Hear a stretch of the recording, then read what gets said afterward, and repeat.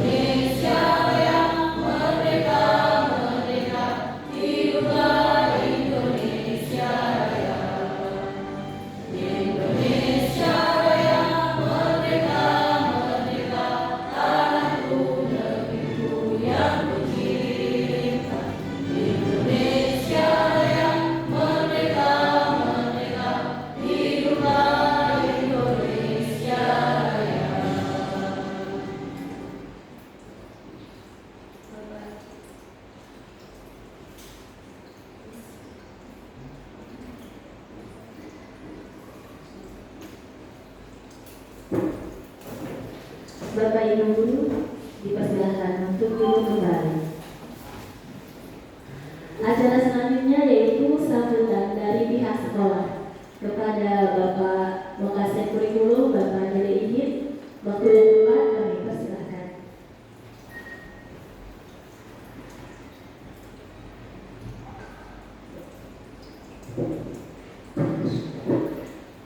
Bismillahirrahmanirrahim. Assalamualaikum warahmatullahi wabarakatuh. Waalaikumsalam warahmatullahi wabarakatuh. Bismillahirrahmanirrahim. Alhamdulillahirabbil alamin wa bihi nasta'inu ala umuri dunya wa din. Wa sallallahu ala sayyidina Muhammadin wa ala alihi wa sahbihi ajma'in. Amma ba'du. Rabbi shrah li sadri wa yassir li amri wahlul 'uqdatam min lisani yafqahu qawli. Bapak Ibu calon guru penggerak yang kami hormati, Bapak Ibu guru SMK 1 Cikarang Pusat yang kami banggakan, puji syukur marilah kita panjatkan kehadirat Nabi Robi yang mana di pagi hari ini Allah Subhanahu wa Ta'ala telah memberikan kenikmatan kepada kita untuk senantiasa menggali ilmu buat meningkatkan nilai diri kita, yang mana pada sambutan hari ini dari pihak sekolah 100% mendukung segala aktivitas yang diberikan oleh pemerintah kepada Bapak Ibu guru dengan harapan dengan adanya program ini bisa meningkatkan baik itu pengetahuan, keterampilan maupun attitude. Karena berdasarkan sensus yang dilakukan internasional, pemerintah Indonesia mengkhawatirkan di tingkat literasi dan numerasi Indonesia masih ada di bawah 10 tingkat terbawah di dunia. Dengan adanya kegiatan ini, mudah-mudahan Bapak Ibu guru yang ada di sini tergerak dan bisa menggerakkan.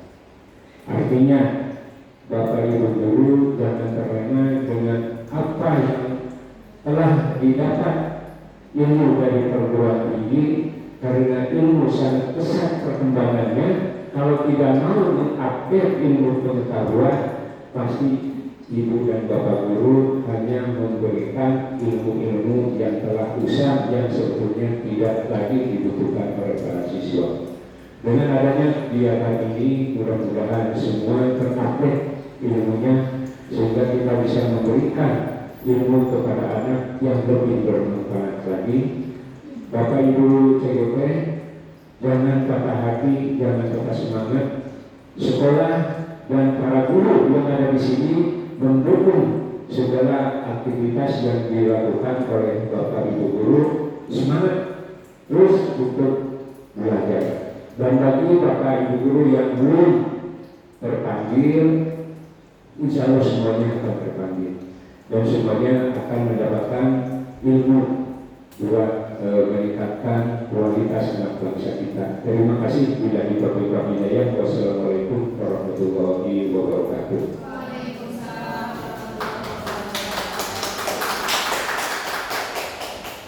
Terima kasih kepada Pak Dede atas sambutannya.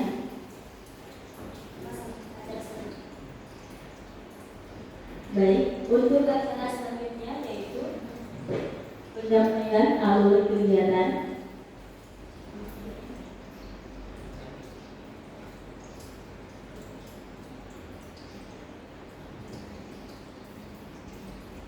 Sebelumnya kita perkenalan dulu calon guru penggerak kita. Nah, di sini alhamdulillah ada 4 calon guru penggerak angkatan 11 di SMK Negeri 1 Cikarang Pusat. Yang pertama ada saya sendiri, Rizka Ekalutriani. Yang kedua ada Ibu Sufi Wulandari. Yang ketiga Bapak Didi Rohyana. Dan yang keempat Bapak Ahmad Tausir. Kebetulan Tausirnya sama ya. Janjian Tausirnya. Untuk selanjutnya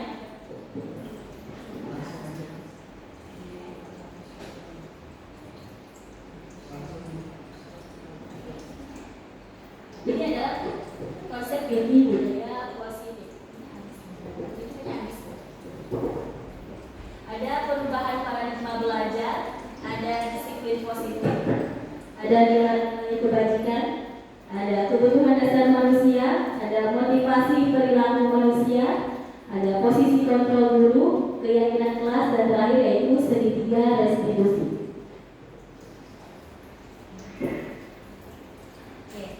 Untuk perubahan paradigma belajar dari sisi positif akan saya sampaikan sendiri.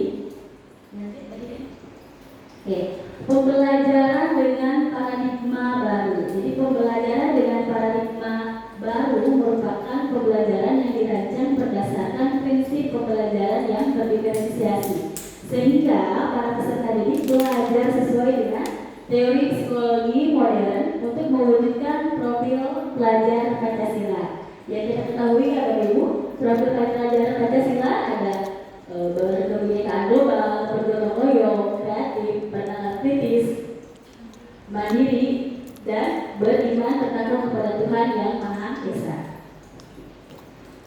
Miskonsepsi tentang teori kontrol. Jadi ini ilusi guru mengontrol murid, dan ilusi bahwa semua perbuatan posisi efektif dan bermanfaat, ilusi bahwa kritik dan membuat rasa bersalah mampu menguatkan karakter, dan ilusi bahwa orang dewasa berhak memaksa, gitu ya, kalau ini teori kontrol. Nah, bahwa kenyataannya kalau di lapangan anak itu kan susah untuk dipaksa ya Bapak Ibu, apalagi kalau kita mengajar di tingkat SMA dan tingkat SMK, ya, bahwa anak itu ada pendidikan sebelumnya di SD, di SMP sudah punya pembelajaran awal.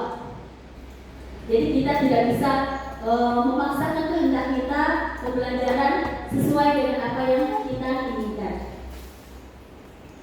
Mengubah paradigma stimulus respon ke pendekatan teori kontrol. Jadi stimulus responnya realitas kebutuhan kita sama, teori kontrolnya itu realitas kebutuhan kita berbeda. Nah, stimulus respon yang kedua, semua orang melihat melihat hal yang sama. Teori kontrolnya setiap orang memiliki gambaran berbeda. Lalu selanjutnya kita mencoba mengubah orang agar berpandangan sama dengan kita. Teori kontrolnya kita berusaha memahami pandangan orang lain tentang dunia. Selanjutnya perilaku buruk dilihat sebagai suatu kesalahan. Teori kontrolnya semua perilaku memiliki tujuan. Lanjut, orang lain bisa mengontrol saya. Nah, teori kontrolnya hanya Anda yang bisa mengontrol diri Anda sendiri. Saya bisa mengontrol orang lain. Nah, teori kontrolnya Anda tidak bisa mengontrol orang lain. Lanjut, pemaksaan ada pada saat dudukan. Teori kontrolnya kolaborasi dan konsensus menciptakan pilihan-pilihan yang baru. Lalu model berpikir menang atau kalah, jadi model berpikir menang dan menang seperti itu Bapak Ibu. Nah, selanjutnya disiplin positif. Nah, disiplin itu berasal dari kata disiplina yang artinya belajar. Nah, disiplin mengacu pada disiplin diri yang memiliki tanggung jawab terhadap apa yang dilakukan berdasarkan nilai-nilai yang diyakini. Disiplin positif merupakan salah satu cara penerapan disiplin yang bertujuan untuk menumbuhkan kesadaran serta memberdayakan peserta didik tanpa imbalan atau penghargaan, ancaman juga hukuman. Jadi si peserta didik ini punya rasa dari diri sendiri kedisiplinan. Jadi tanpa ada hukuman, tanpa ada reward, si peserta didik sudah mempunyai rasa kedisiplinan. Sebagai pendidik, tujuan kita adalah menciptakan peserta didik yang memiliki disiplin diri sehingga mereka berperilaku mengacu kepada nilai-nilai kebaikan universal dan memiliki motivasi intrinsik dalam perubahan perilaku ke arah yang lebih baik. Untuk paparan selanjutnya akan disampaikan oleh Ibu Susi Wulandari. Kepada Ibu Susi, dipersilakan. Assalamualaikum warahmatullahi wabarakatuh. Sebelumnya izinkan saya melanjutkan untuk pemaparan materi selanjutnya ya Bapak Ibu mengenai motivasi berperilaku manusia. Sebelumnya ini kayaknya suasananya sudah kayak adem ayem gitu. Bagaimana kalau kita bagikan suasana dulu dengan ice breaking dulu sebentar? Tapi bukan yang anak-anak atau yang ya. Coba sekarang ingat clue-nya, aturannya dari orang yang ketiga. Jangan lupakan orang yang ketiga. Jika orang pertamanya Ibu Ayu, orang keduanya Ibu Cici,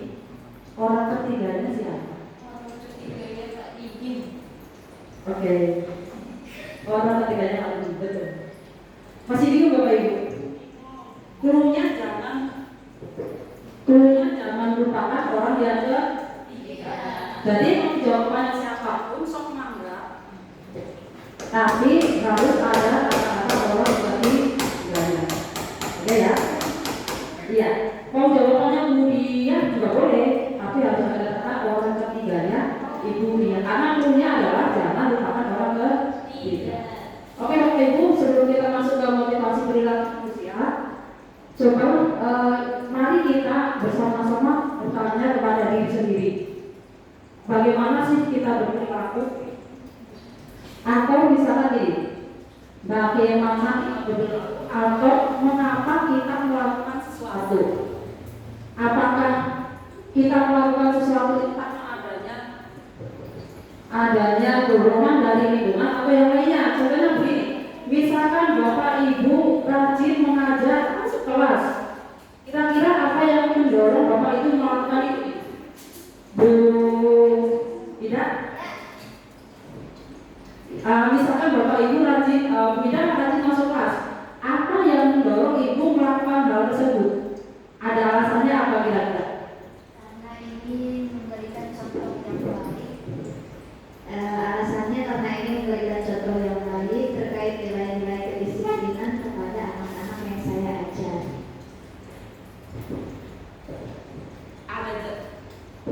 Ada jawaban yang lain dari Wahyu?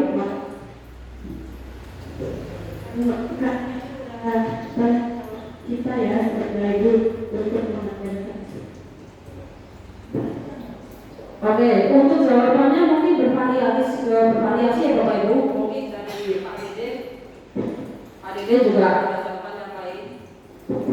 Dari Pak Dede juga ada jawaban yang lain. Itu dari ibu-ibu yang lain juga punya jawaban yang lain. Jadi sebenarnya untuk jawaban apapun itu nggak ada yang salah, ada yang benar. Karena kan yang namanya motivasi itu berbeda-beda.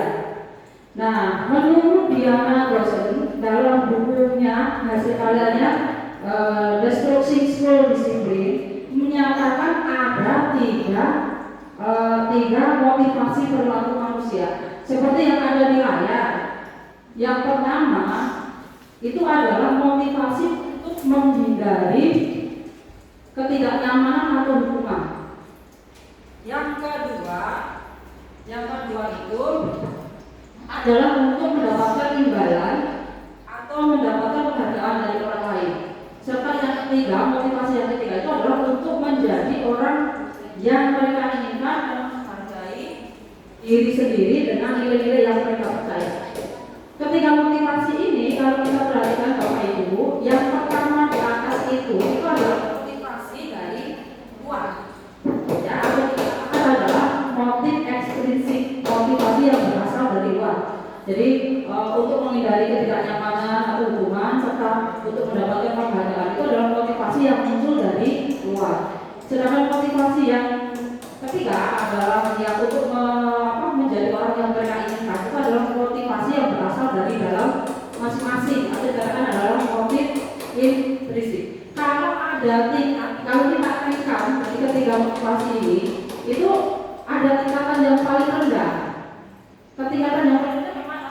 Tingkatan yang paling rendah itu adalah motivasi untuk menghindari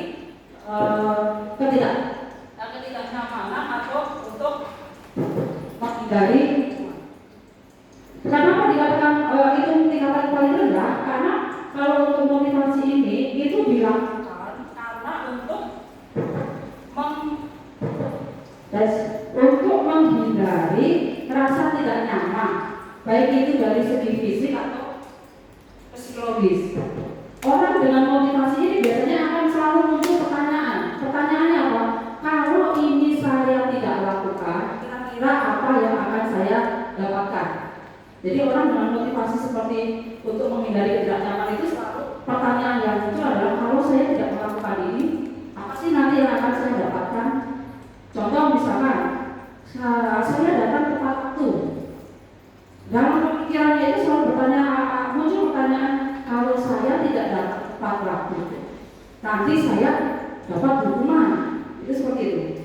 Tingkatan selanjutnya ada motivasi yang kedua untuk mendapatkan imbalan atau penghargaan dari orang lain. Kalau ini tingkatannya, kalau ada grade-nya ya, tingkatannya itu di atas motif yang pertama. Jadi kalau untuk motivasi ini selalu akan muncul pertanyaan dari orang itu, kalau saya melakukan hal ini, melakukan sesuatu atau sesuatu hal ya, kira-kira apa yang saya dapatkan, penghargaan apa yang saya peroleh.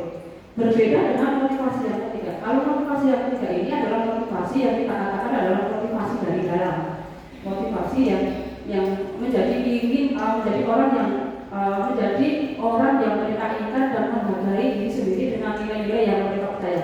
Intinya kalau misalkan ada orang yang melakukan motivasi ini, itu biasanya akan muncul pertanyaan begini, akan menjadi orang seperti apa sih kalau saya melakukan hal ini?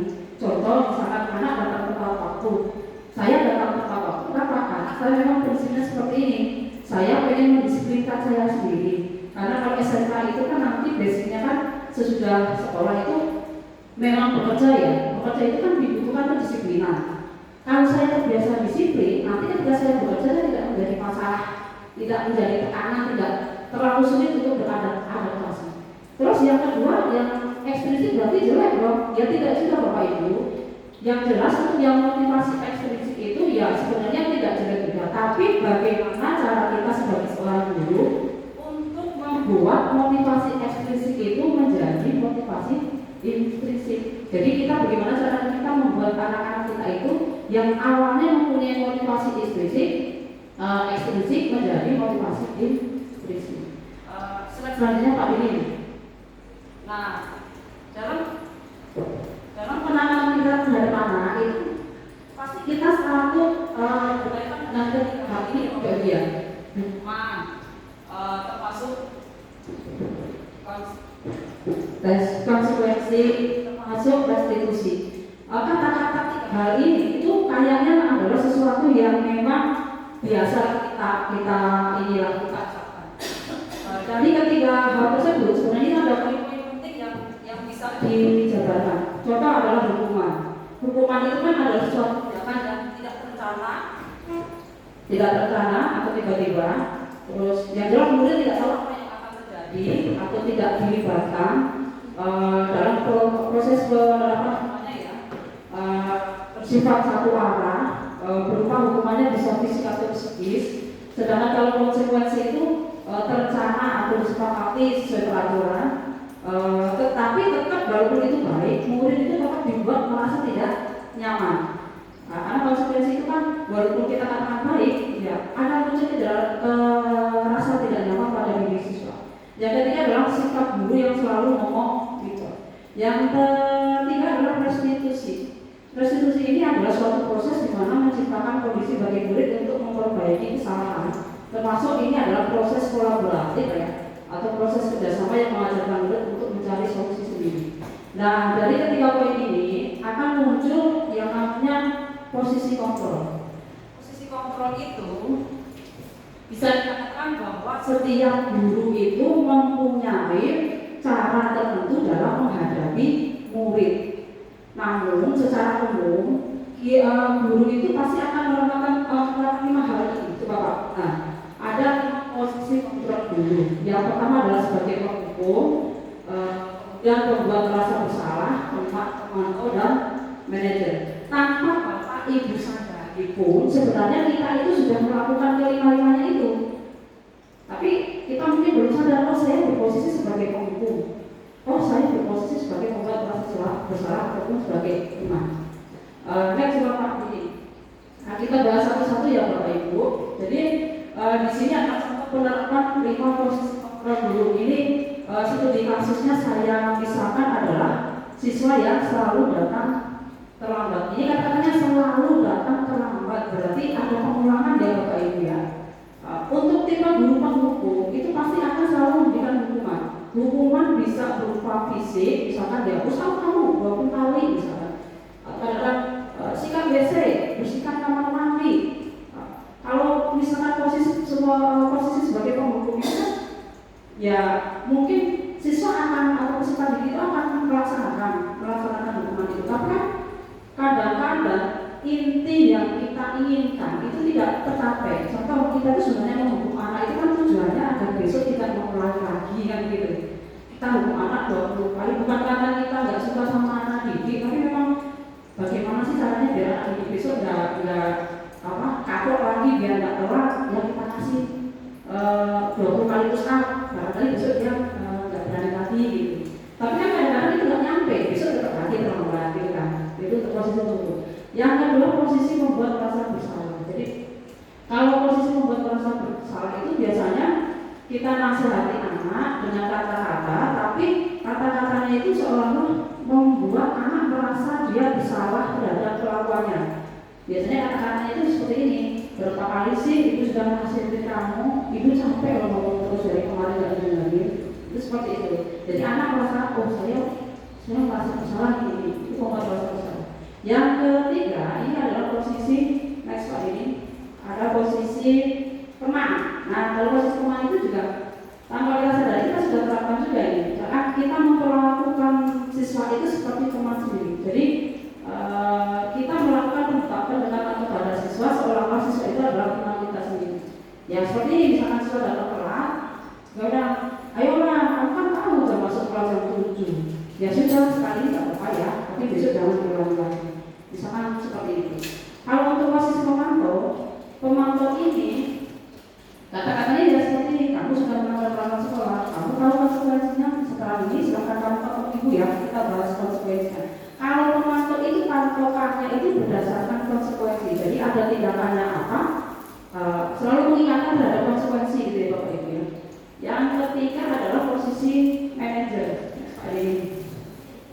Nah, kalau posisi manajer ini bisa dikatakan adalah posisi di mana nanti akan mengelola secara efektif dan efisien.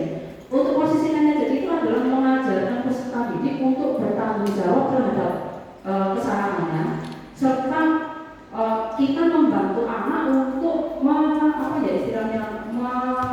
memandu mereka untuk mencari solusi terhadap tindakannya. Contoh misalkan siswa selalu datang kesiangan, pertama-tama kita tanya dulu, tahu nggak kesalahannya? Kadang-kadang mereka datang kesiangan nggak tahu kesalahannya. Saya nggak tahu kalau saya salah kalau datang siang gitu. Jadi kita tanya dulu, kamu kira-kira tahu kesalahanmu apa? Kira-kira bagaimana kamu memperbaiki kesalahan? Jadi anak itu disuruh mencari solusi sendiri. Jadi dia menelisik, saya datang kesiangan, kenapa? Oh saya bangun kesiangan. Kenapa saya bangun kesiangan? Oh saya semalam begadang. Kenapa saya begadang? Karena saya main. Ini kalau maksud seperti ini itu bukan sekali dua kali saya yang anak. Jadi anak-anak itu kalau baru itu hari sekolah itu pasti ada jam dia keluar malam, pulang malam jam 1. Kalau pulang malam jam 1 kan pasti nggak mungkin langsung tidur kan Bapak Ibu ya. Ujung-ujungnya dia datang kesiangan, ujung-ujungnya dia nyampe ke sekolah juga jadi terlambat. Jadi kita selalu memposisikan diri sebagai manajer itu kita ajak ngobrol ke anak, kita cari alasannya apa, terus anak disuruh mencari solusinya seperti apa. Itu adalah proses sebagai manajer. Next Pak ini. Nah sekarang ini ada kata-kata seperti ini. Kira-kira kalau seperti saya kecewa sekali dengan kamu, kira-kira posisi kontrol apa yang Bapak ini?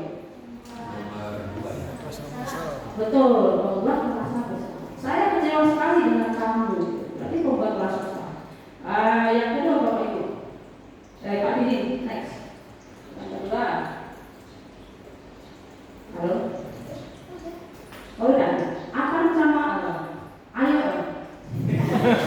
Yang mana ini Pak? Jadi apa-apa ngopi nih. Nah, kamu tidak pernah benar melakukannya, berarti ini posisi apa? Jadi anak itu langsung dijudge terhadap kesalahannya. Penghukum, betul. Perlu diingat ya Bapak Ibu, biasanya anak itu melakukan suatu kesalahan ataupun pelanggaran di mata kita ya, kesalahan pelanggaran itu bisa saja karena memang kebutuhan dasar mereka yang tidak terpenuhi. Kebutuhan dasar mereka tidak terpenuhi. Kalau semacam kebutuhan dasar itu kan nanti akan dibahas oleh rekan saya ya, gitu. Terus yang ketiga, apa rencanamu untuk menyelesaikan masalah ini? Kira-kira apa Bu Ayu? Kira-kira apa? Posisi apa itu? Apa rencanamu untuk menyelesaikan masalah ini?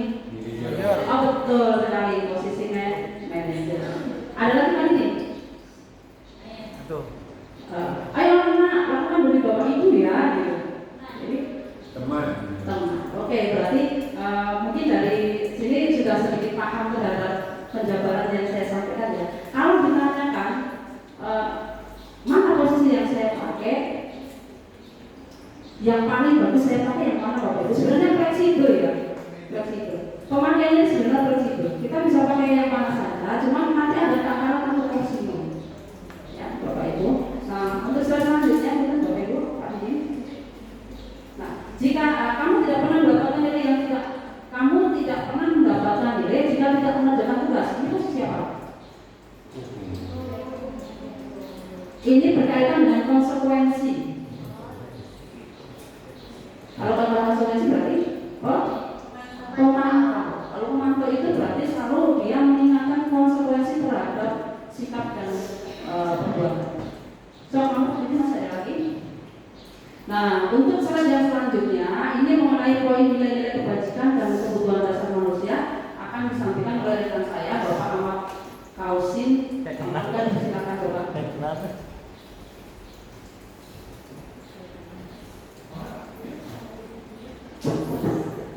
Baik, Assalamualaikum warahmatullahi wabarakatuh.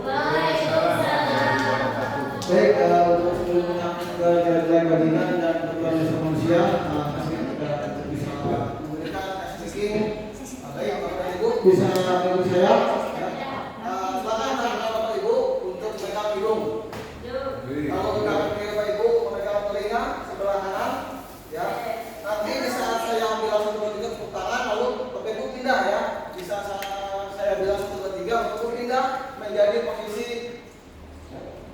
posisi sebelah kiri hidung, sebelah tangan kita menekan telinga kiri. Bisa Bu ya? Coba ya, 1, 2, 3. Kemudian 1, 2, 3 kita lagi. 1, 2, 3 kita lagi. Baik, terima kasih saja. Baik, next game. Baik, saya sudah paparkan terkait dengan nilai-nilai kebijakan kebajikan universal. Apa sih definisinya? Merupakan sebuah sifat positif manusia yang merupakan tujuan paling mulia yang ingin dicapai dari setiap individu, setiap insan manusia. Lalu oleh Dr. William Grayson pada teorinya tahun 1944 menyampaikan bahwasanya nilai-nilai kebajikan itu adalah setiap perbuatan manusia itu memiliki sebuah fungsi atau sebuah tujuan. Kemudian pada 1998 Diane Gosset mengungkapkan bahwa dengan mengaitkan nilai-nilai kebajikan yang diyakini seorang, maka motivasi intrinsiknya akan terbangun. Motivasi intrinsiknya akan terbangun sehingga menerapkan motivasi dari jalan untuk mencapai tujuan mulia yang diinginkan. Next, Oke, fakta menarik yang telah saya lakukan, beberapa institusi atau sebuah organisasi masyarakat pendidikan berikut telah memiliki nilai-nilai kebajikan yang diyakini dan disepakati bersama, di mana salah satunya adalah nilai kebajikan yang ingin dicapai oleh setiap anak Indonesia yang kita kenal dengan profil pelajar Pancasila. Nilai tersebut bersifat universal dan melintas bahasa, suku, agama maupun latar belakang. Next. Nilai-nilai yang pertama adalah nilai-nilai dari profil Pancasila. Seperti yang kita tahu ada 6 profil Pancasila, dari mulai dari bertakwa sampai dengan mandiri, tenaga kritis, kebinekaan global, gotong royong dan kreatif. Next.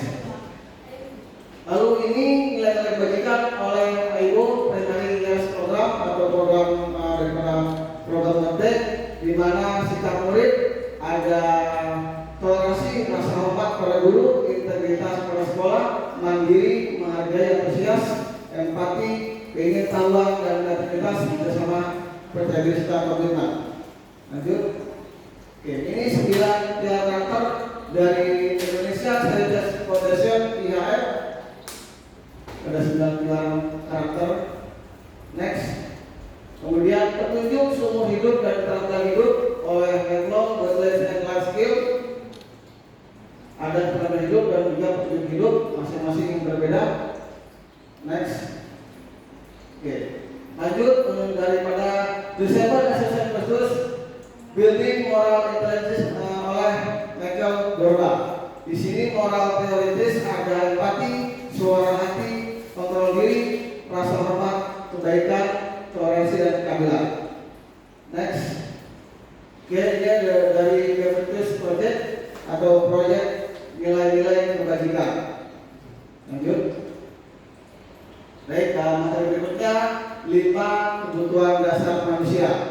Pada hakikatnya manusia itu memiliki kebutuhan 2, kebutuhan biologis dan kebutuhan psikologis. Di mana dari biologis itu bertahan hidup. Bertahan hidup ini secara terus dari mulai lahir sampai dengan nanti akhir hayat kita akan beberapa mengalami kebutuhan dasar seperti next reading.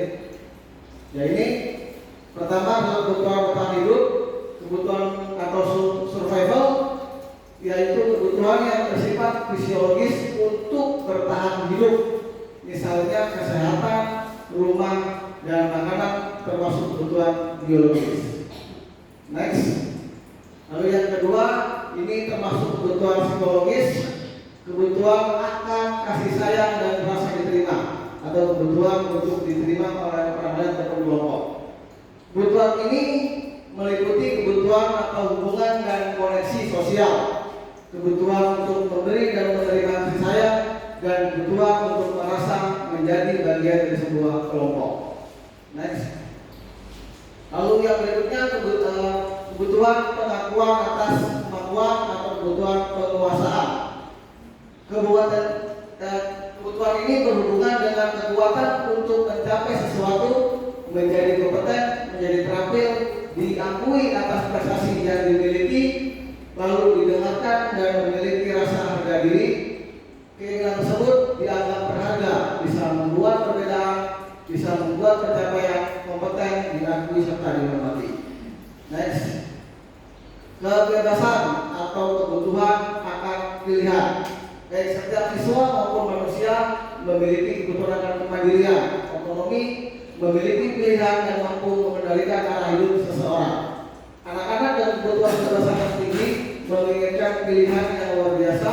Mereka perlu bergerak, mereka suka mencoba dan mencoba, tidak terlalu terpengaruh oleh orang lain, dan senang mencoba hal yang baru dan menarik. Nah ini berikutnya kebutuhan untuk merasa senang atau kesenangan. Kebutuhan ini yang kita alami saat ini pada posisi anak didik kita di kelas, di mana anak didik kita sering merasa membutuhkan mencari kesenangan, bermain dan tertawa. Karena visinya mereka adalah bayangkan hidup tanpa kenikmatan apapun betapa menyedihkan. Ini yang menjadi dilema oleh anak didik kita saat ini, sehingga apapun bentuknya, apapun kegiatan di kelas, anak itu mencoba merasa harus senang, merasa harus bisa tertawa, merasa bisa bermain dan lain sebagainya. Next. Baik, sebuah posting catatan dari saya. Artinya dari 5 kebutuhan tersebut saya coba simpulkan, dalam memenuhi kebutuhan dasar kita sebagai manusia, sebaiknya tetap menyeimbangkan dengan nilai-nilai religi keimanan kita kepada Tuhan Yang Maha Esa, agar kita tidak sesat dan tergelincir di kemudian hari. Ini secara langsung. Kemudian yang kedua dari Aristoteles, mendidik pikiran tanpa mendidik hati bukanlah pendidikan sama sekali. Demikian dari saya. Untuk berikutnya saya serahkan kepada rekan saya. Terima kasih. Assalamualaikum warahmatullahi wabarakatuh. Waalaikumsalam. Ada tepuk tangan ya.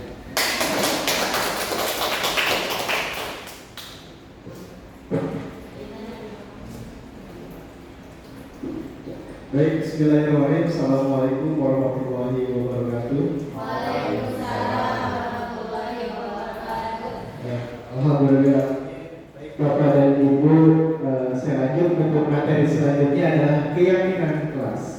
Baik, sebelumnya yang terhormat Ibu Kepala Sekolah Serta Institusi Kampusnya, para wakil kepala sekolah, khususnya yang terhormat wakil kepala sekolah bidang akademik, Bapak dan aspek MM, dan Bapak Ibu guru hebat.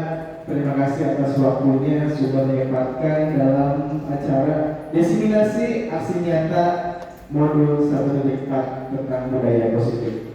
Baik, yang pertama Bapak dan Ibu kan sudah dijelaskan oleh ketiga rekan saya calon guru penggerak angkatan 11 Kabupaten Bekasi. Selanjutnya akan saya Kurang baterai. akan saya lanjutkan tentang keyakinan kelas. Baik, Bapak dan Ibu, sebelumnya saya mau tanya dulu, apakah sudah menerapkan keyakinan kelas atau bukan keyakinan kelas di kelasnya masing-masing? Sudah ya? Ya, bagus. Baik, Bapak, next. Nah, pembentukan keyakinan kelas di antara lainnya adalah ada beberapa tahapan. Yang pertama, keyakinan kelas bersifat lebih abstrak daripada peraturan yang lebih rinci dan konkret. Nah, artinya, jadi keyakinan kelas itu berbeda dengan peraturan. Peraturan, keyakinan kelas. Nah, kalau peraturan kan ada yang rinci, ada konsekuensinya apa, sanksinya apa, mekanismenya. Nah, nanti untuk keyakinan kelas ini bisa dijelaskan mekanismenya itu seperti apa atau hukumannya itu seperti apa, tergantung atau termasuk semua keluarga kelasnya masing-masing. Nah, yang kedua, keyakinan kelas berupa pernyataan universal. Yang ketiga, pernyataan keyakinan kelas senantiasa dibuat dalam bentuk positif. Jadi, pernyataan keyakinan kelas itu harus dibuat sepositif mungkin. Jadi jangan sampai ada keyakinan kelas yang berbau negatif. Nah, itu tidak boleh, ya. Dan selanjutnya adalah keyakinan kelas hendaknya tidak terlalu banyak sehingga mudah diingat dan dipahami oleh semua warga kelas. Nah, jadi untuk keyakinan kelas ini diusahakan tidak terlalu banyak karena ketika terlalu banyak khawatir anak itu lupa, khawatir yang belakang lupa, ya. Jadi diusahakan yang mudah diingat, yang situasi-situasinya, ya. Nah, selanjutnya keyakinan kelas sebaiknya sesuatu yang dapat diterapkan di lingkungan tersebut, dan semua warga kelas hendaknya itu berkontribusi dalam pembuatan keyakinan kelas. Nah, jadi kelas itu semuanya wajib berpendapat, wajib mengutarakan pendapatnya. Entah itu mau seperti apa, boleh, ya. Atau misalkan ada yang mau membuat keyakinan kelasnya sendiri, ya itu tidak boleh. Jadi harus universal, harus semuanya berkontribusi, harus semuanya disepakati. Dan selanjutnya, setelah keyakinan kelas itu dibuat, bersedia menjawab keyakinan kelas dari waktu ke waktu. Jadi apakah masih relevan? Sudah tidak relevan atau mau diganti, silahkan. Jadi itu wajib meninjau kembali. Next. Nah, adalah contoh bersikap positif dari tampak seperti dan tidak tampak seperti. Nah, Kurang baterai tadi. Baterainya kurang. ya. Kalau seperti bisa di sini Bapak dan Ibu tentang bersikap positif datang tepat waktu, tidak tampak seperti, tidak datang tepat waktu dan lain sebagainya. Ada lagi misalkan menjaga kebersihan, ada lagi mengikuti pelajaran, tidak mengikuti pelajaran, tidak mengikuti dan lain sebagainya. Nah, selanjutnya Bapak dan Ibu, ini adalah merupakan tabel Y. Setiap anggota kelas melakukan tugas. Ada satu orang yang berbicara. Ada yang berperilaku, ada yang terlihat. Nah, contohnya adalah ketika ada yang terdengar satu orang yang berbicara, ini setiap anggota kelas harus melakukan tugas, yaitu berempati kepada orang lain, berbuat baik kepada sesama, berbagi dengan teman, mengucapkan salam, sapa, senyum dengan sopan santun, dan memperhatikan dengan sesama. Nah, ketika misalkan ada yang terlihat, nah yang terlihat itu bisa permisi, mari saya tutup, assalamualaikum, mari kita selesaikan bersama, boleh saya pinjam, dan terima kasih. Nah, berperilaku contohnya adalah senyum ramah, berjabat tangan, memberikan kesempatan orang untuk berpendapat, dan mengangkat tangan pada tanda satu seperti Bapak Ibu. Oke, next. Nah, berikut adalah kegiatan tugas saya, tugas kamu. Ya, tugas guru dan tugas murid. Nah, tugas guru adalah mengajar, tugas murid belajar, mendidik, tugas murid mencoba dan sebagainya. Seperti misalkan ada yang ini terhadap semua murid, nah, untuk next. Nah, baik Bapak dan Ibu, ini adalah contoh untuk keyakinan kelas dan kesepakatan kelas yang sudah saya terapkan di kelas saya. Nah, seperti keyakinan kelas, contohnya adalah saling menghormati dan hargai, bertanggung jawab, budaya ISS, menjaga kebersihan, menjaga keamanan, menolong teman. Nah, seperti yang saya bilang tadi, keyakinan kelas itu tidak boleh banyak-banyak. Nah, usahakan yang simple dan mudah dipahami dan mudah diingat. Dan sebelum kelasnya adalah ada menghormati, komunikasi, kehadiran, partisipasi, saling menghargai, jujur, dan penggunaan ponsel. Hanya penggunaan ponsel dilarang selama sesi kelas kecuali ada izin sebelum dari untuk kerja pendidikan. Seperti itu. Next. Nah, selanjutnya adalah dari keyakinan kelas tadi akan ada relevansinya dengan penerapan segitiga restitusi. Nah, ini pun next. Nah, seperti yang kita ketahui, segitiga restitusi itu ada beberapa tahapan. Ada 3 tahapan, yaitu menstabilkan identitas, validasi tindakan yang salah, dan yang ketiga adalah menanyakan keyakinan. Nah, keyakinan yang tadi, apakah nanti ada murid ada murid yang melanggar keyakinan kelas, nah silahkan nanti gunakan segitiga restitusi. Next. Nah, seperti yang kita ketahui, segitiga restitusi itu adalah suatu proses dialog yang dijalankan guru atau orang tua agar dapat menghasilkan murid yang mandiri dan bertanggung jawab. Next. Nah, tahapan yang pertama adalah menstabilkan identitas, seperti berdasarkan prinsip setiap perilaku berupaya memenuhi suatu kebutuhan tertentu. Yang kedua, guru akan menggeser dari pemikiran respon menjadi proaktif. Yang ketiga adalah mengenali dan mengakui perubahan murid dan akan berhubungan dengan murid. Next.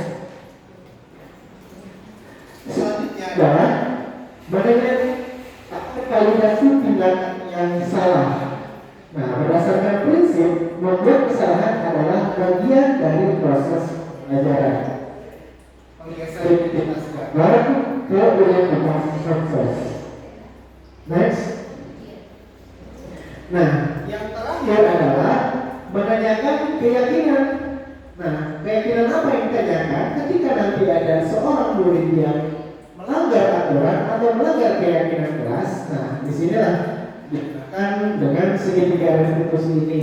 Murid akan diberikan pertanyaan-pertanyaan bermakna untuk memunculkan motivasi secara intrinsik dan mampu mengaitkan keyakinan dengan tindakan yang salah. Next. Baik, ini adalah contoh penerapan segitiga restitusi ketika siswa yang melanggar keyakinan kelas.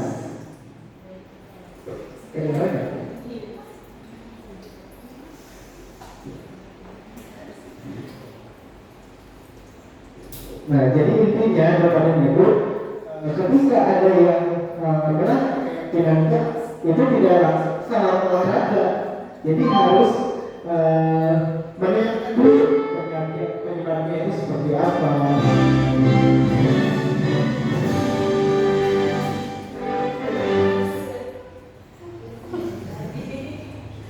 Satu.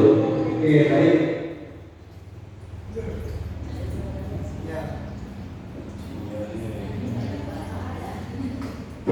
Baik. Baik, ya. Jadi ketika ada murid atau siswa yang melanggar keyakinan kelas, itu tidak langsung kita hukum Bapak dan Ibu. Jadi kita terapkan dulu segitiga restitusinya itu. Yang pertama tadi seperti menanyakan identitas. Yang kedua adalah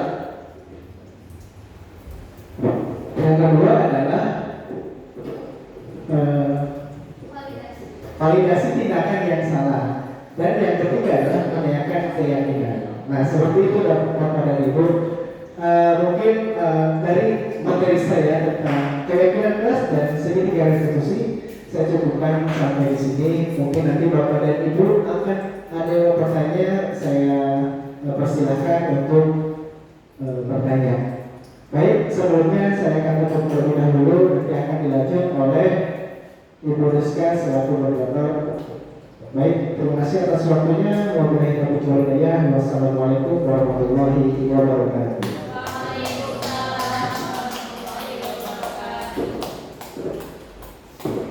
Baik, terima kasih untuk Bu Susi, Pak Ahmad Nausi, dan Pak Didi Ramayana yang telah memaparkan materi untuk hari ini. Acara selanjutnya yaitu sesi tanya jawab. Nah, sebelum sesi tanya jawab, mari kita SBG dulu, boleh Bapak Ibu? Supaya lebih semangat, gak ngantuk lagi ya Bu Ayu. Boleh berdiri Bapak Ibu? Nah, biar lebih semangat. Tapi bukan ahai. Bapak Ibu tahu lagu Bungong Jumpa dari Aceh ya? Bungong Jumpa. Nah, tapi kita ganti liriknya dengan kepala, pundak, lutut, dan kaki. Oke, saya contohkan dulu ya Bapak Ibu ya.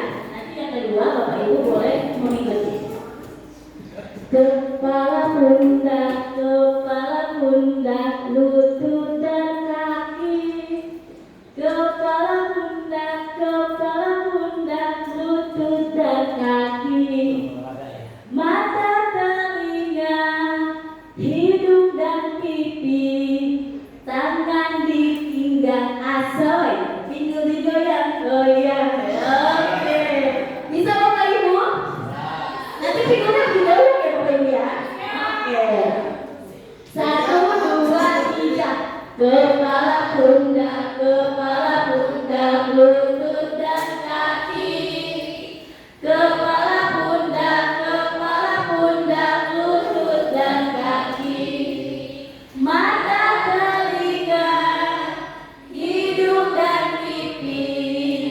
Tangan di pinggang, asoy. Pinggul digoyang-goyang. Lebih cepat. Kepala, pundak, lutut, dan kaki. Kepala, pundak, lutut, dan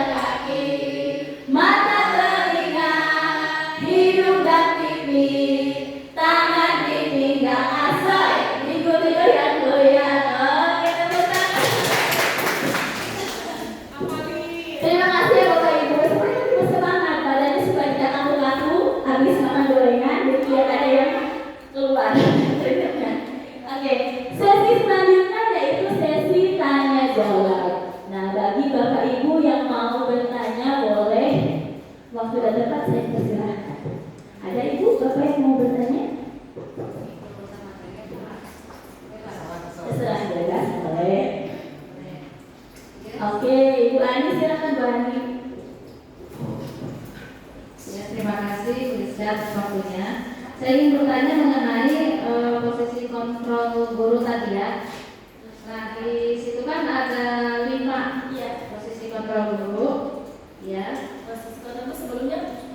Next dulu. Tengahnya. Nah, gitu. Oke. Nah, di situ ada penghukum, pembuat merasa bersalah, teman, pemantau, dan manajer. Nah, selain yang dipaparkan tadi, adakah penerapan lainnya pada posisi kontrol guru? Terus di antara kelima ini mana yang paling bagus untuk kita terhadap murid kita?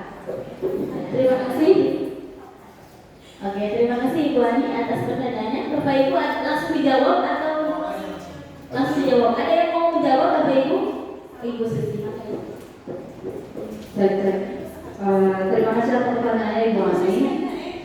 Sebenarnya begini ya Bapak Ibu, secara umum ini kan 5 posisi kontrol guru ini baik itu penghukum, pembuat merasa bersalah, termasuk teman, pembantu dan manajer. Mana sih yang paling baik yang digunakan?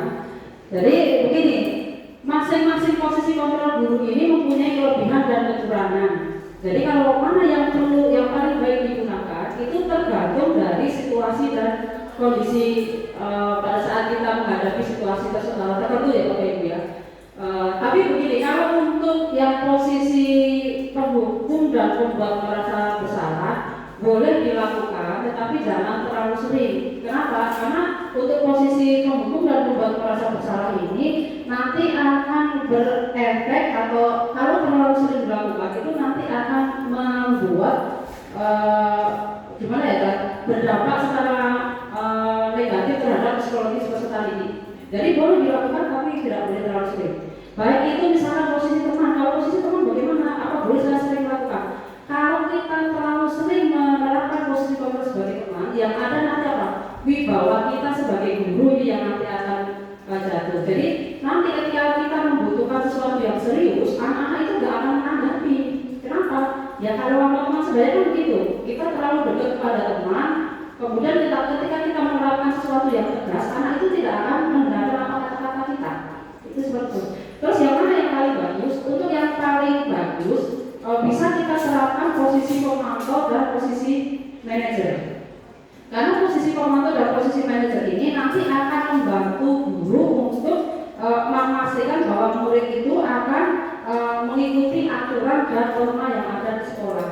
Lebih bagus lagi yang kita terapkan adalah posisi sebagai manajer. Tapi di antara kelima posisi ini yang harus kita pakai yang mana? Yang terbaik yang digunakan adalah posisi kontrol yang dapat membantu guru untuk mencapai tujuan pembelajarannya dan bisa membuat peserta didik atau bisa mengontrol perilaku peserta didik untuk mengikuti norma dan aturan yang ada di sekolah.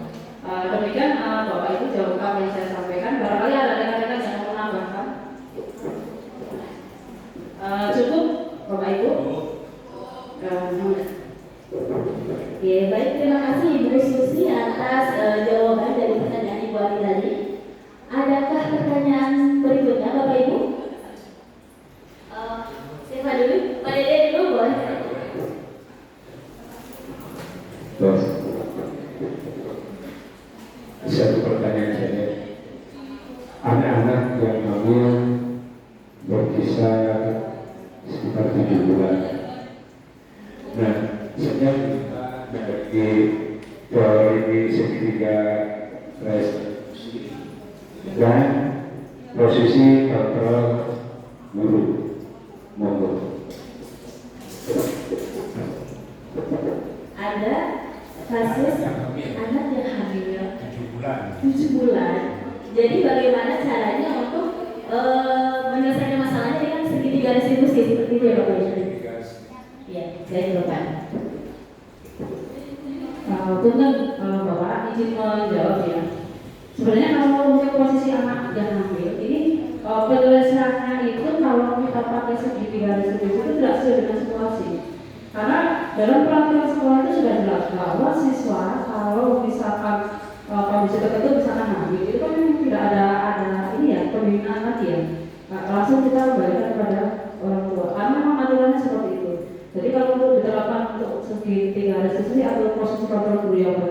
saya rasa mungkin tidak sesuai dengan situasinya. Gitu. Mungkin barangkali ada rekan-rekan yang mau menambahkan. Pak Didi, tadi materinya sedikit ada diskusi, enggak? Baik. Karena kan tadi mohon maaf Pak, sudah jadi di suatu keyakinan kelas terlebih dahulu Pak. Jadi keyakinan kelas itu kan sesuatu yang tidak kompleks ya, yang peraturan yang hanya di kelas saja. Jadi seketika restitusi hanya berlaku di situ saja gitu Pak. Ketika memang ada kasus anak misalkan tawuran atau hamil di luar nikah, itu sudah termasuk pelanggaran atau melanggar tata tertib sekolah, bukan keyakinan kelas. Seperti itu Bapak, mohon izin. Oke, Bapak tadi cukup Bapak? Ya, itu salah satu jawaban dari rekan kami. Untuk selanjutnya, Bapak Ibu ada yang bertanya? Baik, Ibu Indah. Baik, terima kasih atas kesempatan yang diberikan. Saya ingin bertanya mengenai hal yang menarik menurut saya. Ada 5 kebutuhan dasar manusia. Yang ingin saya tanyakan, bagaimana kita menghadapi salah satu kebutuhan siswa untuk merasa diterima atau mendapatkan kasih sayang di kelas setelah siswa itu melakukan kesalahan. Misalnya kemarin mendapatkan hukuman setelah ketahuan merokok atau kasus-kasus yang lain. Terima kasih Ibu. Untuk Bapak ada yang mau menjawab?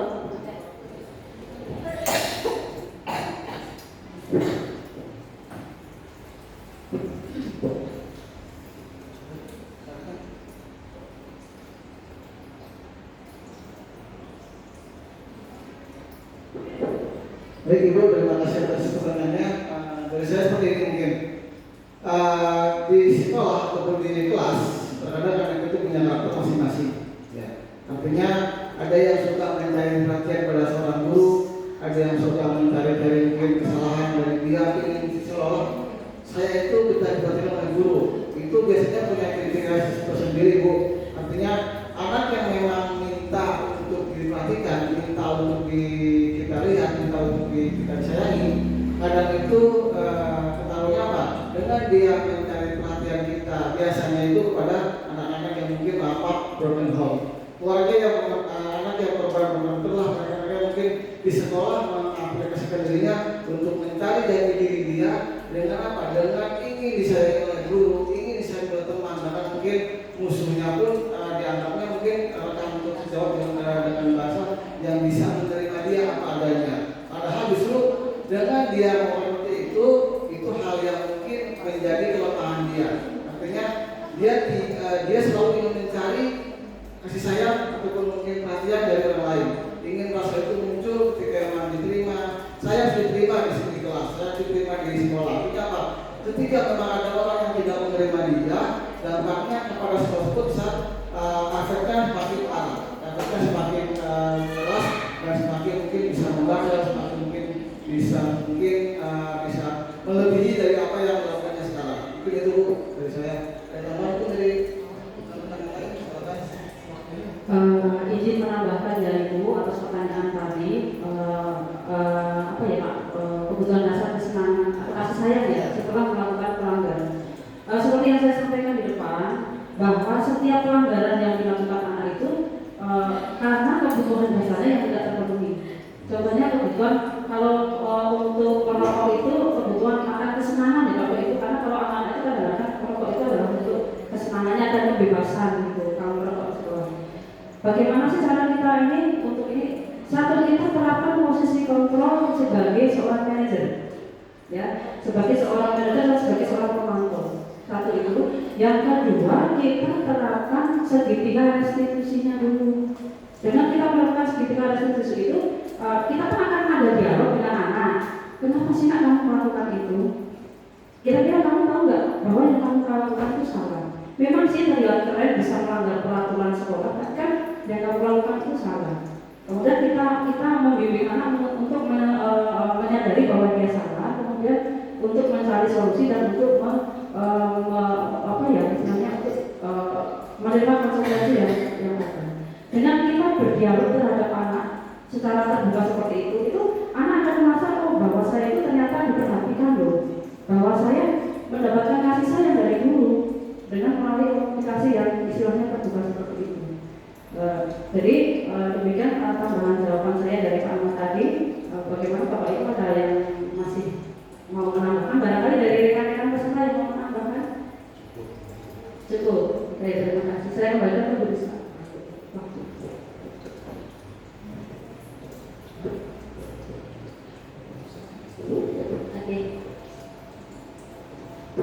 Oke, terima kasih. Bapak Ibu cukup ya? Sudah ada yang bertanya?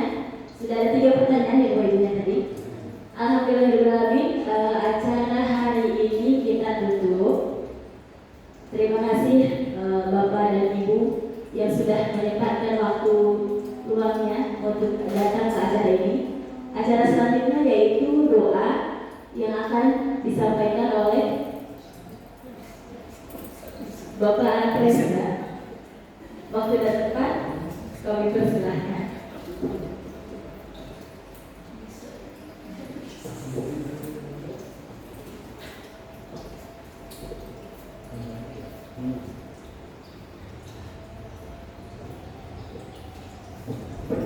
Baik, terima kasih atas kesempatannya. Alhamdulillah untuk JGP pada hari ini telah selesai. Semoga apa yang disampaikan oleh Pak Menteri tadi bisa bermanfaat buat kita semua. Oke, kita tutup acara kegiatan pada siang hari ini dengan mengucapkan hamdalah alhamdulillah. Amin. Oke, sekian saya. Assalamualaikum warahmatullahi wabarakatuh.